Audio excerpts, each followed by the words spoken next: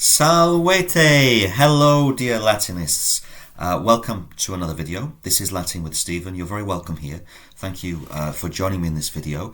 If you're wondering where my glasses are, I have a new light and it reflects off the glasses, so I'm trying it without them to see how I get on.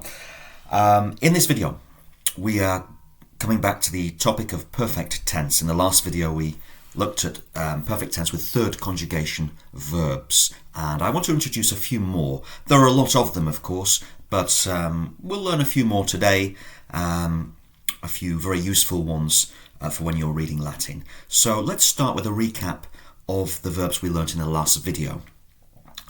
We had the verb ducere, to lead, and we said in the perfect tense, which is used for completed actions, so I led or I have led, it becomes duxi, and so the stem actually undergoes a change. The si in duco ducere from the present stem becomes x in the perfect stem, duxi.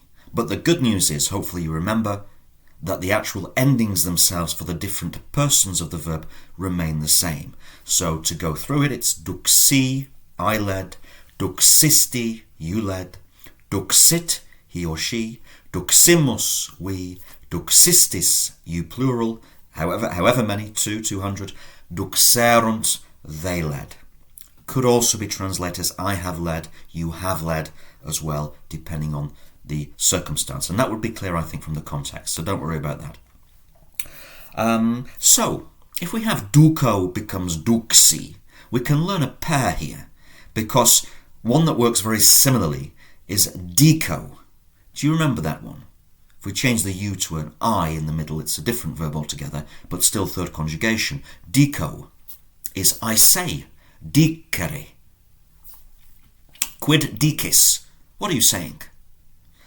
In the past, if duco becomes duxi, dico, you've probably guessed it, becomes dixi, I said. Dixisti, you said.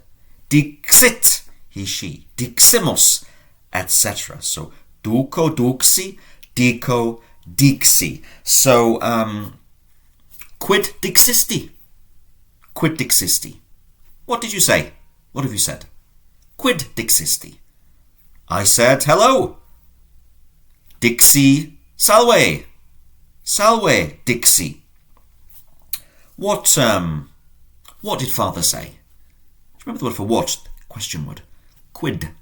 Quid. Quid dixit, pater. Quid dixit, pater. Father said nothing.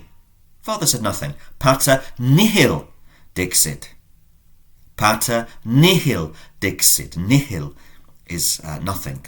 So dixi, dixisti, dixit, diximus, dixistis, dixerunt, just like duxi, duxisti, etc. So nice easy one there to couple with the ducere and dicere work in the same way. What else did we have? We had the verb emere, to buy, and I said all that happens here is that the actual initial vowel elongates to become amy, I bought, amisti, amit.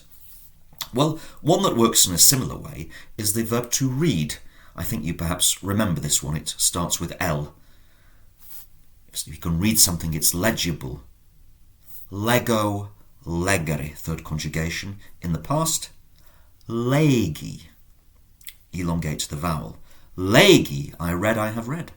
Legisti, legit, legimus, legistis, legerunt. Let's just do that together. Let's recite it out loud. Legi, legisti, legit, legimus, legistis, legerunt. Again, please. Legi, I read, legisti, legit, legimus, legistis, legerunt. Now, with the third person singular, which is to say he, she, or it, the legit, it is written in the same way as the present tense, which is legit. It's just the vowels longer. And so actually, if you're reading a Latin text and the vowel markers won't be provided there, they're just in books for learners to help us. But you just know from context. So you see legit, legit, or legit, could mean technically he reads, she reads, or he, she read, has read. So you have to just go by context there. And it was the same with emit or amit. He, she buys, he, she has bought. So Both work in the same way. Let's make some sentences there. How would you say, I read the book? I read the book, or a book. It's the same thing. Accusative, librum. Librum legi. Librum legi. I read the book. Pluralize it. We read the book. Librum legimus. Librum legimus. We didn't read the book. Make it negative. Librum non legimus. Librum non legimus. What about the boys read the books, plural? The boys, so that's going to be a nominative. So you know puer, nominative plural, pueri with an I on the end. Pueri read the books. Libros legerunt. Pueri, libros legerunt. Of course, you could also say libros pueri legerunt. The books the boys read, and the endings make it clear, as well as the obvious sense there. So we have emery and legere working with a simple extension or elongation of the first vowel. What else do we have? Let's have a new one. I'm not sure if we've met this verb before. It is the verb to put or to place. It's third conjugation. We're only dealing with third conjugations here. And I put or I place is pono. Has a long O at the start. Pono, infinitive, ponere, to put. Pono, ponere. Perfect tense, possui. Possui, so really quite different. So if you're quite new to Latin and you were reading, you saw somewhere possui, you wouldn't necessarily know that it was connected to pono, ponere. But it's quite different, isn't it? It's a different consonant altogether. So this is what I meant when I said that in the third conjugation, that's why I left them to last. They're a bit tricky, but we can handle it. We just learn them as we come across them. And actually, if you think about it, possui, well, that's where we get the word position from. Where is something positioned? What is the position? Is to say, where was it placed? Pono, ponere, possui. And learn them like that. Pono, ponere, possui. Pono, I put. Ponere, to put. Possui, I put or I placed. Few sentences then. Where is ubi est? Ubi est poculum. It's a nice word for you. Poculum, neuter word. It's a cup. Ubi est poculum. Oh, I put the cup in the kitchen. I put or placed the cup in the kitchen. How would you say that? Poculum, it stays the same because it's neuter, it's an word.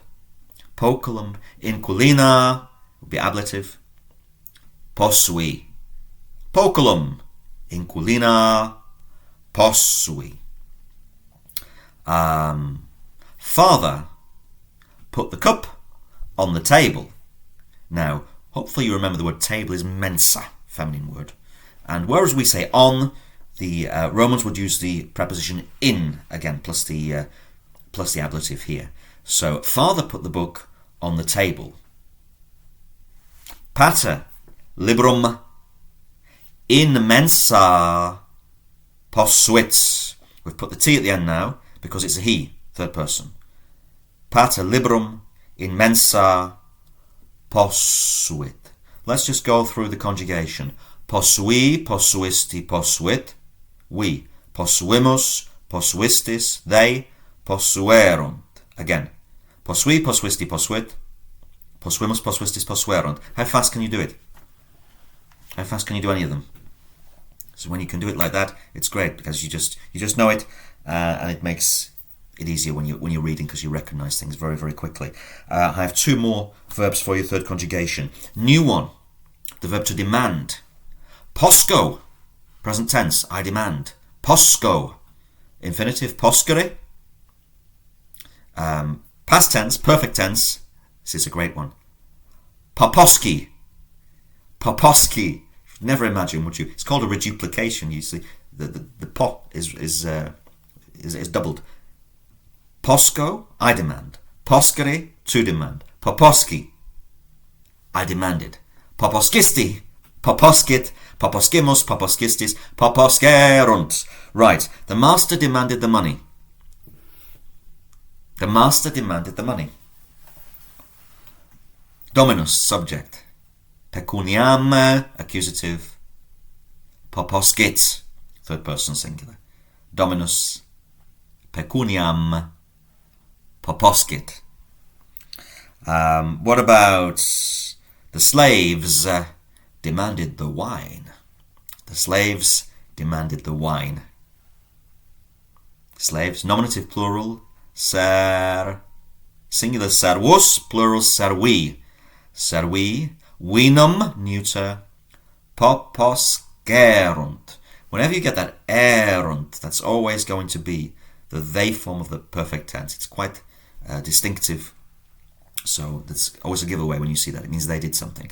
Servi, vinum, poposcerunt. We demanded dinner. We demanded dinner. Dinner is what we're demanding, is the object, therefore accusative. Keinam poposcimus. Keinam poposcimus. Maybe we demanded the best dinner or an excellent dinner. Keinam optimam poposcimus. Keinam optimam poposcimus. Okay? Hope you're getting these. And the last one of the day is the verb wendo. Wendo vendere. Or vendo vendere. If we anglicize it a little bit, sounds a bit like vendor, a vending machine. It means to sell. To sell, to vend. Wendo vendere. What do you think happens here with this one in the past tense, in the perfect tense? I sold. When did he? When did he? Another slightly weird one, but equally quite a nice one. I think it's quite easy to remember. When did he? When did isti you sold? When did it he she sold? When did imus? When did istis? When did erunt? Okay, so wendo, I sell. Vendere, infinitive, to sell. When did he? Learn them as a unit, like that, as a set. What am I saying here then? I'll give you the Latin this time, give you a break. Mercator. Mercator. Vinum. Optimum. When did it? Mercator. Vinum. Optimum. When did it? The mercator, the merchant, sold excellent wine. Optimum could also mean the best wine. He sold the best wine or sold excellent wine. The father sold the slave. The father sold the slave. You try that one. Pater sold the slave. Servum, accusative. When did it? So I sold, when did he? He sold, when did it? Still our it's ending. Just the middle bit's changed. When did it? Last sentence. I did not sell the book. In Latin, we're not going to use the verb to do here. We don't do that. So it's just essentially what you're saying is I sold not the book. So you just take the verb to sell, you put that in the perfect tense with known. So wherever we express something with so-and-so does something or did something, you don't need to do that in Latin. So I did not sell the book, or I have not sold the book, maybe. I have not sold the book. Librum non vendidi. Librum non vendidi. There you go. Excellent. So I hope you found that useful. Just a few new, fairly common third conjugation verbs in the perfect tense just to add to your collection. I'm not going to come back with any more for the time being. I think it's one of those things that as you're reading and you're just working through your Latin, you make a note of them as you come across them, as opposed to being confronted with a big off-putting list. You can find those online if you wanted one with, I don't know, 50 third conjugation verbs. But for now, we've got a few to play with, and I'm going to move on to looking at a different tense, which is the imperfect tense, and that's going to be in the next playlist coming very, very soon. So I hope you found that useful today. Thank you for tuning in. Please like and subscribe if you think it's worth it, and look forward to seeing you in the next video. Gratias vobis ago et valete.